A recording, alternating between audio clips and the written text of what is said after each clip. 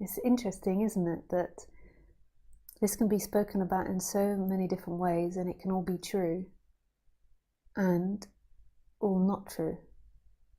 I remember when Roger Castillo, he's still my teacher, but when I was working with him, and like, I don't go to him for teaching anymore, but in the 3 years or 3.5 years in which I lived with him, and I remember feeling so proud that I had such a clear teacher.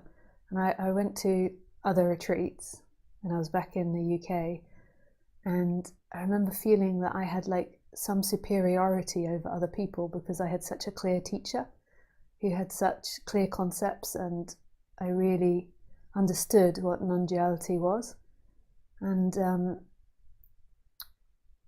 even though I had him as a teacher, and even though I knew all of this, I couldn't really see it as arrogance, because I thought that was the truth. I thought that Roger and Ramesh were superior teachers, and that their teaching was the most clear teaching.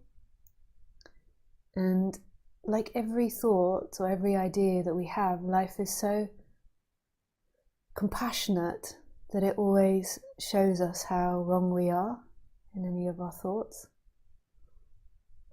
And so I began to have these awakenings, and because I was so dedicated and in love with Roger and Ramesh's teachings, that I didn't even notice I was having awakenings.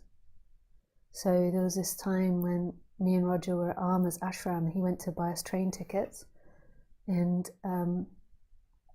all day I was totally empty of self. And I didn't know that was happening because I didn't have any conceptualization of it. I knew that there was lots of bliss, and I knew that something was very radically different, but I had no conception of it. So what it manifested like was when Arma was singing the Bhajangs, it was just like pure love. And when I was looking at the people playing music, it was like pure love. And then when I was looking at the ocean, it was pure love. And everywhere I looked, it was pure love. But I couldn't even really conceptualize that because I was just so into the experience and so present to the experience. And then later on, when I tried to speak to Roger about that, he was like, experiences, and he wasn't interested. So this happened for many years, that I was having awakenings and I had no idea about it.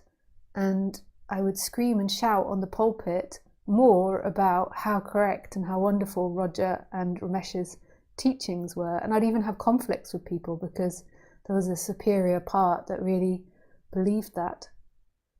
And then when I had this big shift, what shocked me was that nothing was true, and that all the concepts that I'd learned from any teacher didn't even begin to touch it. They were like tiny little droplets in the most biggest ocean, and the feeling was that nothing makes sense. And so then what had to happen was a relaxing in to not having any concepts of this, not having any superiority over anyone. I was as much bozo as everybody else. I didn't know anything.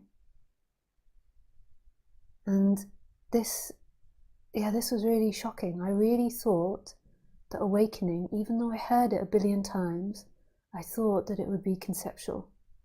I thought there would be some sort of concept in there. I didn't realize that I would totally be left with nothing.